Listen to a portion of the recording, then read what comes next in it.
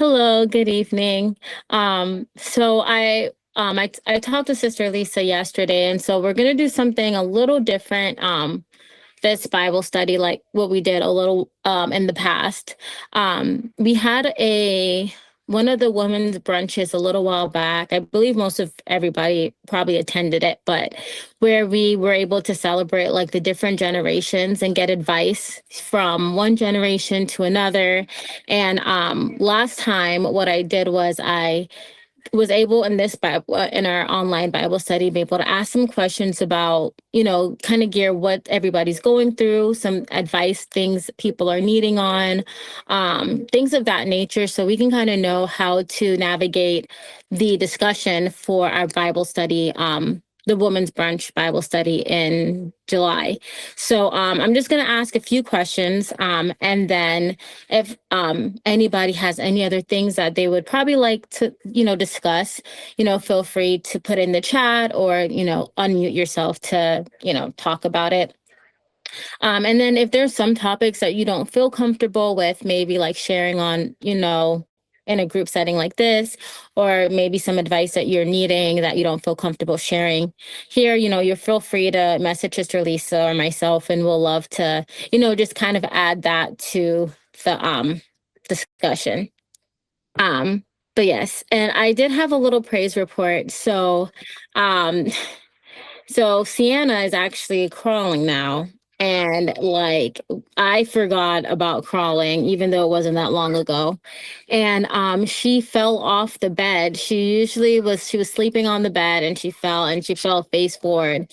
And we ended up having to take her to the emergency room. And luckily, like she was good, like there was nothing, wrong. She no fractures or anything. And God is just so good. And I was able to talk, like, usually I was really nervous because, when you go to the emergency room, you never know what your experience is going to be. And just God gave us so much favor with the doctors and the nurses and, all of that whole experience. And I was just all shooken up. Like that hadn't really happened with Shiloh before. So, it was just a really good experience. And afterwards, I was like, man, God like really does care. Like he cares about the small things, like he knows exactly who to put in place, when to assign the doctor to work, like even just the little things, he really does care. So, and everything went really well, and she was happy probably like 10 minutes into the emergency room, just everybody holding her. So it ended up turning around, but I just want to thank God because it could have been a lot. It could have been worse, Wow. or, you just never know the outcome, especially with staff and stuff like that. We could have been there for hours and all that. So I just want to thank God. I never want to not take the opportunity to thank God when he does something good for me to, just share it and, just thank him. So yes. Um, but anyway, so I'm going to start off with family. So what do you believe is some of the greatest strongholds that we're seeing in our family and family life in this season? And I can type it in the chat if I need to repeat it, but pretty much it's, if there's anything that you're seeing, whether it's in your family, the families around, what are some things that you're seeing as some big strongholds that you're seeing in this generation and in our families and our homes? So do you want us to speak?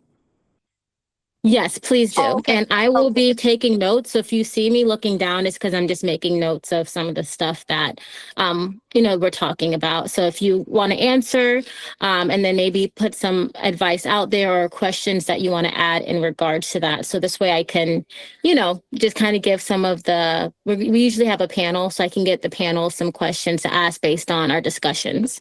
Okay. I think in this generation, when we just talked about our adult children, is really setting healthy boundaries.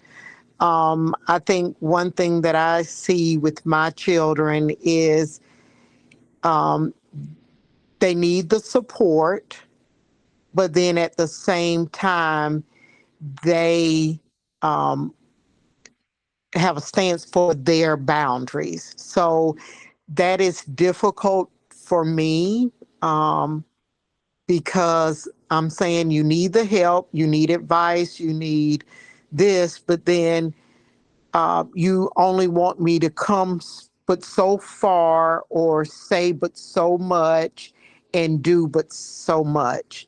And that's where my thought and prayer is. And I see that, like I said, my children and even the young lady that I work with, they need so much, and can't afford to do this and can't afford to do that. But then at the same time, they don't want you to say but so much to them, and only want you to do certain. And to me, honestly, it doesn't make sense to me, or but I have to respect that, and I'm trying to understand that.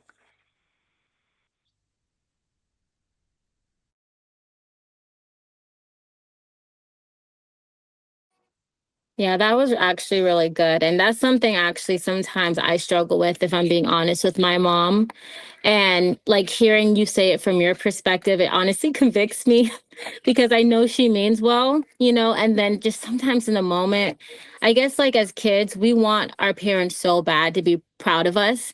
And we want everything we do, like we in our head think like, oh, we're doing the best that we can. So then when our parents tell us, oh, you could do better, or this could be better, like instead of us seeing it as constructive criticism and really using it for our benefit, we get like, we take it personal, we get upset in our feelings, and we know you're right. We know you're right. It's Absolutely. just sometimes in our moment, like, we're just like, you know, I don't know, it's like we just want you to be proud. And unfortunately, we kind of act like toddlers and have a little bit of a temper tantrum instead of really growing up and just really taking heed to what you're saying and applying it. But I do want to encourage you too, and I'm really glad that you brought that up. But we really hear you, and it might take us some time to get it and to get there, but like I know from my own experience that eventually, like, God in the back of my head, he's always convicting me. He's like, your mom was right. You need to go about it that way. So but yes, thank you for sharing that. What about the confusing parental skills, like, or not skills, but like patterns, or one of the things that came up in my neighborhood Bible study is like there's gentle parenting, and then there's other parenting that's more disciplinarian. And I mean, I think there's just so many different types out there, and I don't know if that's confusing, or sometimes like you could get by, this is what we talked about, you could get by with gentle parenting with a certain personality style for the child, but that might be actually just a license for another child just to roll all over, just to bowl you over, you know what I'm saying? And it's hard to know what would work the best for which family. And then I also think about how difficult it is to be like a single parent trying to raise a family. And that to me is a huge challenge, because I even think about my own life where I was with the kids all day long. And then when my husband came in, he was ready to play with them and have time with them, and also help with caring for them. Whereas a single parent doesn't have that. They just do it all. And I just can't imagine me doing it all back then. Of course, I had twins, but still, it's like 24 hours of nonstop, you're always on. So I think those are just two huge issues, especially in today, the different, that's parenting styles. That's what it is, parenting styles. And then also there's such a vast array of parenting styles. And there probably was when I was raising mine, I just didn't realize it, because I had my own style, and so I was doing my own thing. But anyway, I was just going to throw those two things out. I can see the challenges in that. Yes, thank you. I definitely love that, and I'll make note for that as well. The other question. Vicky has her sorry, hand up. Sister Vicky, go ahead. Go ahead. Yes. I have always told myself, to my kids, especially once they move out, because my sister-in-law would always tell me, well, I talk to my mama every day. And, I was like, my girls are gone, they're grown, and they don't want to talk to their mama every day. And they even told me, Mom, just don't be like Auntie. I said, you know what? If y'all really want to talk to me, y'all can call me. I'm not going to bug y'all and call y'all and stuff like that.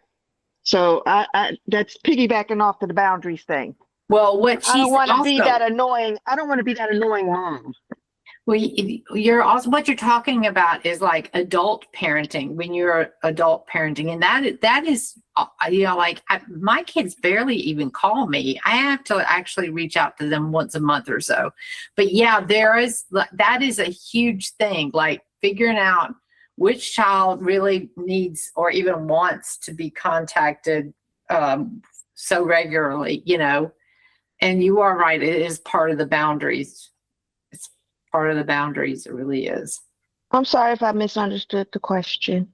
Oh, you didn't? I don't think you misunderstood the question. That is definitely a challenge, I think, because now we're talking about older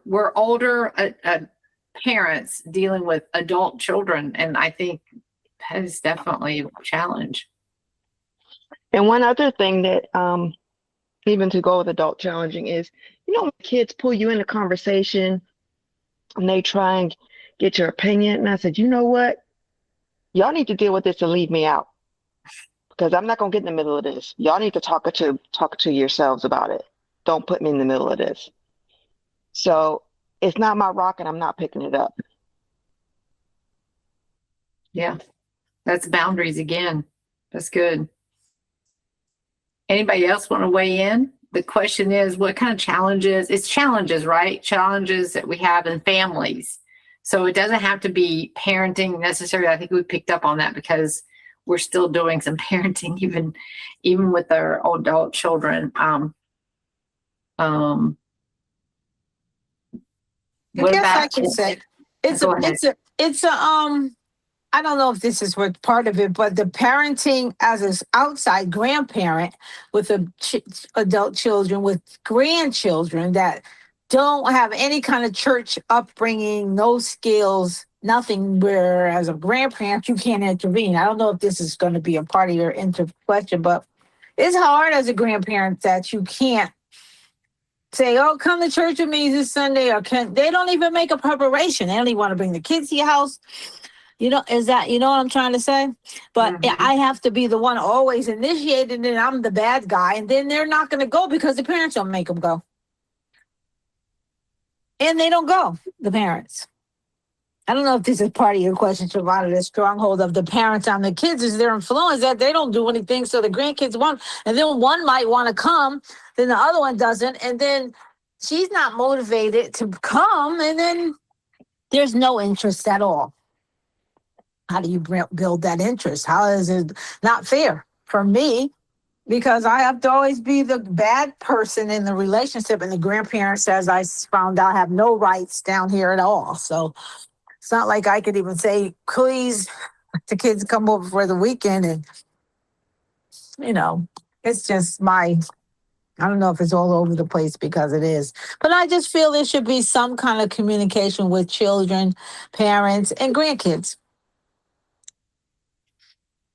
So the stressors and strains is when you're trying to do the right thing as a grandparent, but it's not being well received by the parent. It's not going to be reinforced by the parent. They don't do any reinforcing because they don't do anything themselves. But when we grew up, if you didn't go, your mother would drop you off and you go with the grandparent. That's what it used to be like. Now, there's nothing. There's no the parents don't go. That's another generation of kids not going. So. Yeah. So the issue is like the parent doesn't have boundaries with the kids. So when the grandparent tries to step in with boundaries, they become the heavy hand, right? Yes. The heavy hand. And really, if you think about it, that's what's going on in the schools. Like parents they'll defend their truant child over the parent because they I don't know if they're into they walk all over their parents. They walk Yeah. all over them. It's like there's no parental guidance, like you're saying. There's tough love and there's no love, I guess. There's no discipline. Too much love, no discipline. Always the kids always right, and the kids could be like honestly a menace. But Yeah. it's the school system is who I got out for that reason because it's not even run by the kids anymore. It's run by the parents. Yeah. Yeah. Well, and that brings, so Shavonnah, you're talking a bunch of older ladies, unfortunately. I know. I'm not speaking for That's all of you bad. guys, but I'm up there and I'm older than you are. But when you're talking about caring for aging adults, like your aging parents or whatever, a lot of times adult siblings don't agree with each other about how to care for mom or dad. And if there's not a lot of bonding in the siblings, as soon as the parents die, then that a lot of times those relationships with this other siblings, they just kind of disintegrate. And so that is a huge issue. But I'm speaking, and more of us are experiencing the loss of a parent as we age. And we're seeing these dynamics play out. And we're like, I had no idea. Like, I had no idea my older brother would just stop speaking to me. I knew he and my younger brother were, at odds, but I had no idea he just stopped speaking to me. But he has. And I didn't even get to talk to him about why he wanted to stop talking to me. But it was almost like the parents are gone and there's just no glue to hold us together. It's so crazy. That's a real issue. I agree, Pastor Lisa. I think, guys, probably 50% of that, the cases, I just had one today, and it makes my job so difficult because siblings don't talk. And like I tell them, I don't have time to call every sibling, but they are quick to say, I don't talk to my brother. I don't talk to my sister. And I mean like 10 years, 15 years. And then I'm trying to handle business part, but no one is in agreement and no one is talking to each other. Yeah. And I did not, and it comes up so often. And when I hear that, I'm like, okay, here's another case, and I just, it turns me to have to go in a whole different direction. But aging parents and like you're saying, just not that tight knit family. So move away to other states, just to kind of get away, and they have their own lives. So yeah, that's something I see pretty often. Yeah, it's very real. As a matter of fact, in hospitals, especially in ICU units and ERs, that's where emotions run really, really high in families. And like you have like brawls going on. Bridget has something to say. We've touched a nerve, I bet. Not quite. Okay. But it's interesting. It's very interesting because I have adult children. My eldest is 39, just turned 39, and I have a 35, and then we have Cole. And so, he's in his early 20s. So it's very interesting. Good evening, everybody. It's really a sensitive topic on so many levels. As I think about that family dynamics thing where I've been through, that challenge with when my mom was, in her, I would say, major declining years, and seeing how we grew up together, young people together, and see what the changes, what it brought on the family, and then how the nieces and nephews learn from that or feel the pain from it, and then the sides start to take. I believe from my experience that there are some things that parents, is our responsibility to set in order so that when the children or something should happen, the parents, everybody know their role. But there's a time when a particular child can become that parentified daughter or that parentified son that runs the show. And it can be okay at some point, with everybody. But when it comes time, if there's the parent pass, then everybody could, pretty much turn against that one. He was never, or she was never, going to be received as how it was, and all these dynamics. Now, for us having, children, and our children, tends to take their own path, I can see where sometimes they don't want, history to repeat itself on them. So they tends to get aloof, number one. Number two, I believe that there's a spirit of the age, and there's so many social workers out there. Some of them are not Christians, some of them may be Christians, but they are not from our faith and belief, right? And so the world is loud in telling them that it's okay to distance themselves, and it becomes more like a weapon to us, but it's peace to them. So, what they do, they don't want to hear us. They don't want to call. They don't want to be close anymore, because there are social workers, therapists out there that is telling them that that's a part of honoring them by staying their distant and don't call. I Wow. hear it with my own ears, and it's sad. Wow. Yeah, they're telling them that it's okay to peacefully make peace with everything and keep your distance, and that's honoring them by not calling. You're Wow. honoring their peace with your distancing. So there's just, I believe that the spirit of the age, there's a new age language now that they're using, that, my God, and I say we in my age group, and maybe even a little younger, that sometimes, you don't even know what to answer. And the scripture tells us that in the last days, men will be easily offended. You can't talk to them, they get offended. You don't know the right words. I'm sitting here with my daughter, and I said, you may want to listen on this. And she really find it quite interesting, as someone in her 30s as well, who still trying to understand what that feels like, dealing with a mother that is from a traditional upbringing, and kind of like have your foot bridge between tradition and modern, and you can't abandon tradition, right? And you can't ignore modern. So there's got to be some kind of balance, but who will let us? Wow. You addressed, I think you're pretty much addressing that, when adult children they just disown their families. They just walk out. And I had no idea that it was all in the guise of, well, you're just honoring them, but in a different way.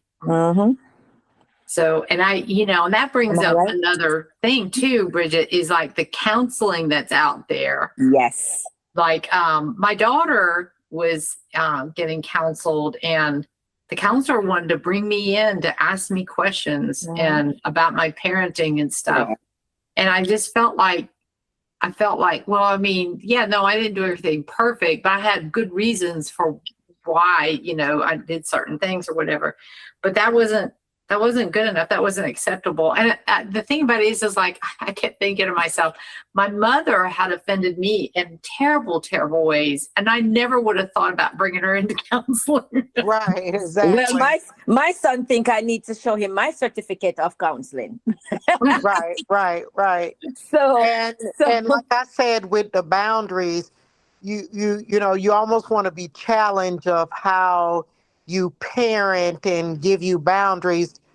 And I'm gonna just be very plain. Okay, you won't give me boundaries where you pay your own phone bill. That's right.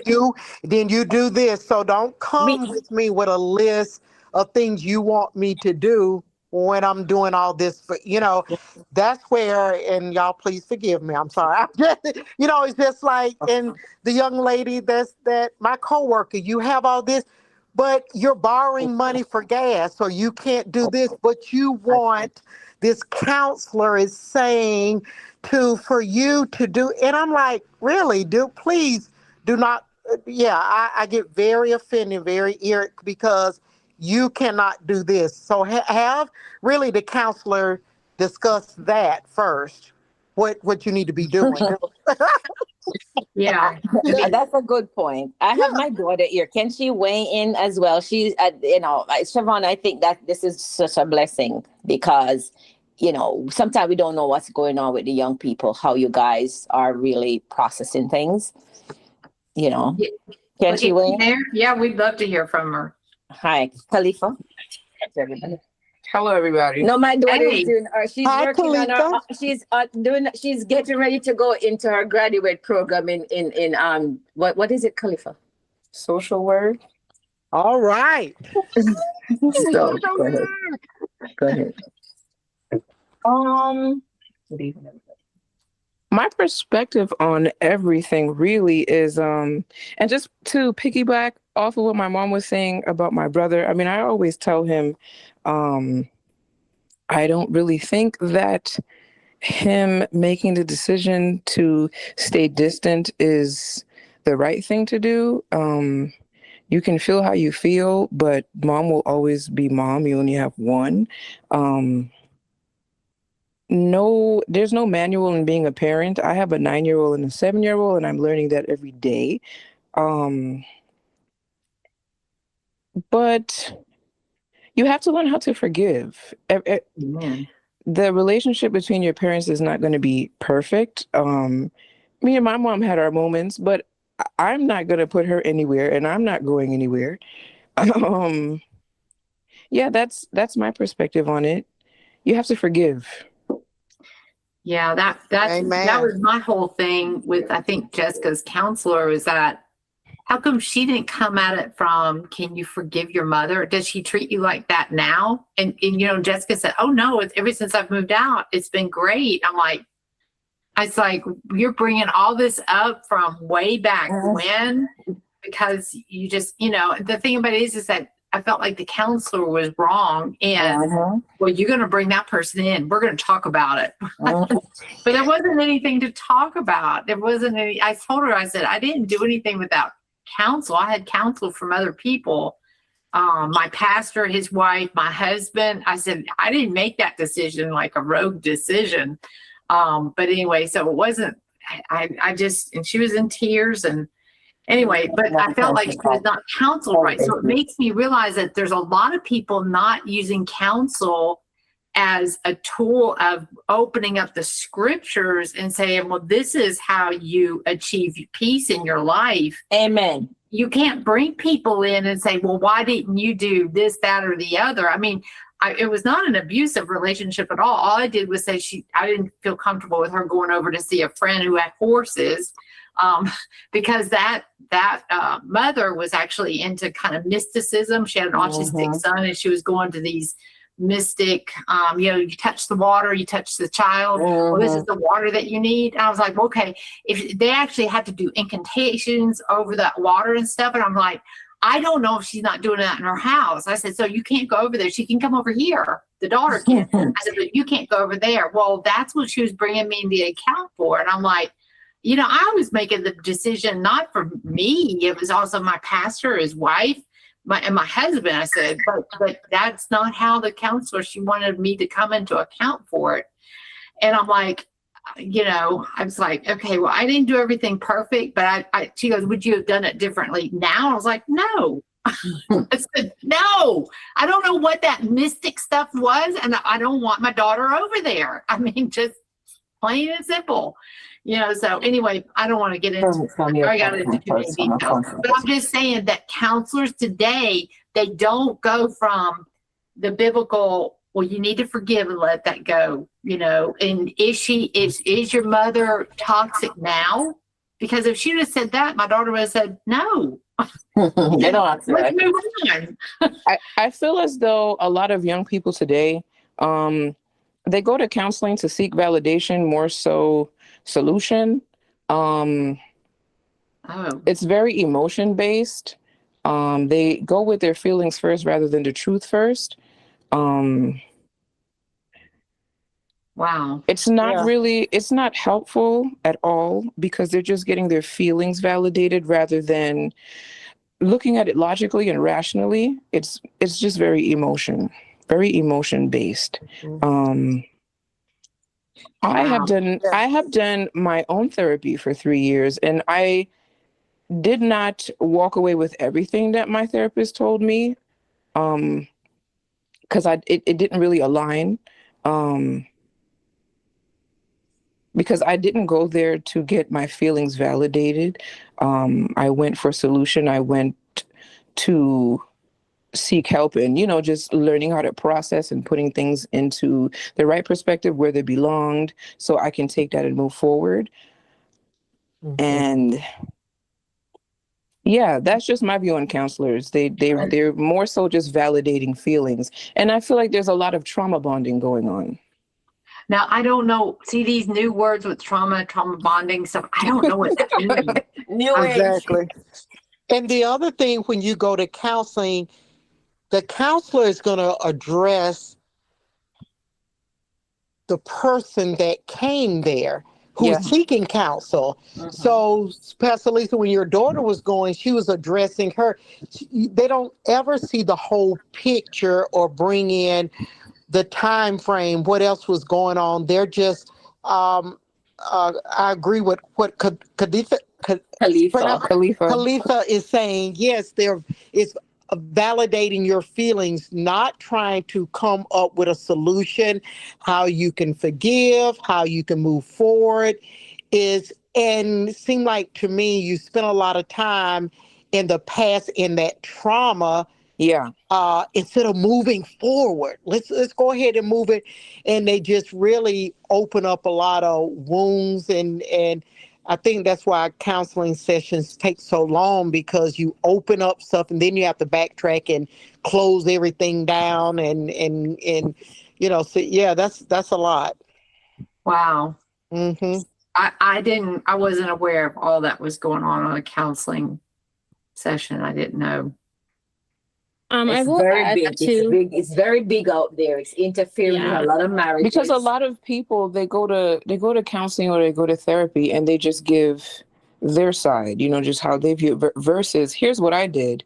Here's what happened. Like here's the whole entire picture. They're just saying, this is what happened to me. This is how I felt. This is how it made me cry. And they're just talking about that. Versus, okay, this is what happened to me. This is what happened to them. Here's the entire picture. How can you help me process this and let it go? Wow. I will add that I feel like one of the biggest, issues with our generation is that they don't like to be uncomfortable. And one of the greatest things that God calls us to is to be uncomfortable. Like, we're not going to do anything unless we're not going to do anything. He doesn't work in the familiar or the things that we're technically comfortable with. So I feel like a lot of times what ends up happening is that it is uncomfortable to have those hard conversations and say, you know what? Yeah, I didn't like how that was, I didn't like how certain things was done, but God, you're good. And I thank you for the parents that I have, or I thank you for the life that I lived, or, things like that. It's very uncomfortable. It's easier, right, to just to blame somebody else or blame all these things instead of taking that accountability. And I think what happens a lot, like I remember when that song with Maverick City came, and it was like, I want to be tried by fire. And I remember having a conversation with some people and who are around my age, and they were like, I don't like that song. I don't want to be tried by fire. That's too much. That's too much. And, it kind of broke my heart a little bit, because it's like, if God has to break me and unravel some things in my life in order to get me to where what he's called me to be, I'd rather go through some uncomfortable and some difficult situations and, have to face certain things than to run away from it. And I see a lot of times when I have conversations with people, they rather be away from Christ in the comfortability than to be close to him and uncomfortable. And that preacher, I can't remember, the guest preacher we had, he talked so much about when God moves his hand from that rock and they watch God walk away. And some of them rather watch God walk away in the known than to be hidden in the unknown through Christ. And I just think ultimately it's just praying for this generation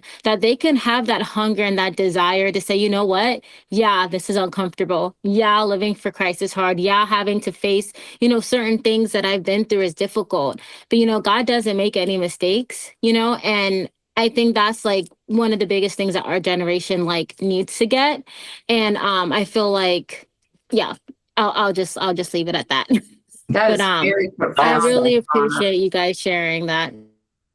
That was very profound. Bridget, do you still have your hand up? Do you want to say something? No, It's okay. thank you. Well, we've pretty Can much. I? Huh, Vicki? I'm sorry. Will you get ready to close? I just want to add something, if it's okay. Sure.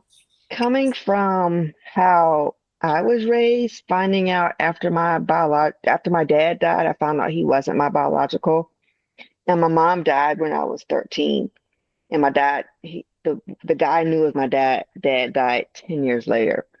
But apparently, according to Erica, I had some faults, and we all do, but it made me feel bad about how I raised them to a point I didn't think I was a good parent. So I'm like stuck and still holding on to that and not knowing how to let go Yeah, that's of how I was treated, how I was mistreated, how I was treated differently, how I was told this, you're fat, you're ugly, you're this, you're that. And then to raise my kids, and it's like, Mom, you gotta let it go. And I don't know how. To have my child tell me this. Erica has come so far with Christ. That's so good. Yes. I appreciate her talking to me and being upfront with me. To talk. You have to talk to, that's right. You have to talk it out. I've been there too. You got to find a way to talk it out, even if they're mad at you. Even talking it out for me, it doesn't do anything for me. It's hard for me because I'm extremely sensitive. And I'm sensitive for a reason, but don't know that reason yet. Maybe it'll help somebody else because they're as sensitive as I am. But you can tell now I'm crying for this right now because I'm talking about it. But yeah, I get it. Trying to raise them right, I felt, after talking to her, I felt like I did a horrible job. I look at my girls, they're doing great. The boys, different story. But it's like, not that they're not doing great. They're just not in the direction I want them to be. But that's just me. But it's like, Mom, you have to learn how to forgive yourself. And to just let go and give it all to him. Give it all to God. And I'm struggling with that. I say I do, but do I really? Well, I think it's really important to understand that when children become of a certain age, that they are going to be sovereign in their own decisions. So like God doesn't like impose himself upon us. And, I didn't have I had a very good childhood. I really did. But I had a very difficult mother, very difficult. But God called me, even when I was a child. And I kept hearing his voice and following him. So I look at, where you came from, Vicki, and here you are smack dab in the middle of the church in God's kingdom doing God's will. So, I mean, like everybody, you too had a difficult childhood, but yet you made decisions to serve God. And your sons have that same opportunity. My daughter is serving God, but my son is not, So my point is that you can't be responsible for other people's decisions if they decide to not live the way that you kind of wish they had decided to live, or you wanted them to live, if that makes sense. Paula? Yeah, I wanted to say something. Somebody mentioned recently, and it really might help you, Vicki, and might help all of us to not be too harsh on ourselves. She said, God was a perfect father, was a perfect parent, and his children still fall short. Yes. So just think at that. And that to me was, wow. To me, it stuck with me what that lady said, So, yeah, we are not perfect, but we shouldn't be too harsh. If we are area where we supposed to repent before the Lord and ask forgiveness, that we realize we could have done it differently. Yeah, sure. I would say do it, but don't be too harsh on yourself. Think at that as God, perfect parent, and the kids still fall short. Very good point, Paula. Thank you. Sure, you're welcome. I hope to help all of us. Yes, yes. Did you have another category, Shavonnah? Yeah, I did, but maybe we'll do do it another time. Because I know we're running out on time and stuff. So I definitely, maybe next time I can cover maybe some of the other topics, but I was really trying to keep it on like 5 things. First thing was family, then marriage, money, friendships, and living for Christ. So Okay. maybe next time we can cover some of the other stuff. And this discussion was very, very fruitful. I appreciate all of you guys being very vulnerable, and it kind of confirms, like, I was praying, I was like, God, like, what should we like name? Like, what should the theme be for this Bible study? And I was out for, in July, and I was thinking like open book, and how, it's always good to be like an open book, and everybody sharing like, their stories and just being very open about what they're going through. It was really encouraging for me. And I feel like I learned a lot, like as a daughter, being the person on the other side, like of ways that I can be better and I can be more considerate. And, hearing you guys, the stuff that you guys are saying, I hear it a lot from my own mom. And I'm like, how can I be more supportive in those areas? And I think that's why it's so important for us to have these discussions, so we can hear and learn and glean from different generations. So I'm really excited, and I thank you guys all for like the insight. And I'll definitely get with you, Sister Lisa, on, the next time we can discuss maybe a few more of the topics.